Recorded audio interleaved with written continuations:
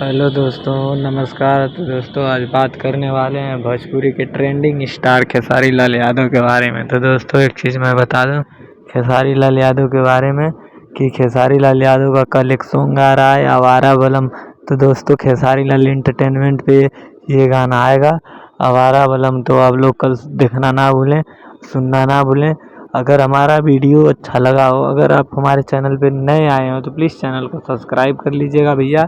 आप कमेंट में ज़रूर अपना नाम कमेंट कर दीजिएगा, आप किसके फ़ैन है, खेसारी लाल यादव या पावर स्टार पवन सिंह या ट्रेंडिंग स्टार खेसारी लाल यादव के। तो भैया एक चीज़ आप लोगों को बता दूं कि कल सुबह आवारा बलम खेसारी भैया का गाना आ रहा है खेसारी इंटरटेनमेंट पर। तो आप लोग खेसारी इंटरटेनमेंट पर जाएँ और ये आवारा बलम गाना सुन सकते हैं। बहुत ही ज़बरदस्त सॉन्ग है, जो इसमें म्यूज़िक दिए हैं प्रियांशु सिंह, लिरिक्स है अखिलेश कश्यप का और म्यूजिक दिए हैं प्रियांशु सिंह जी।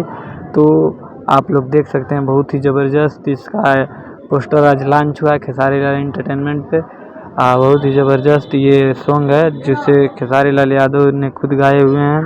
तो दोस्तों कल खेसारी यूट्यूब पे बवाल मचा दो।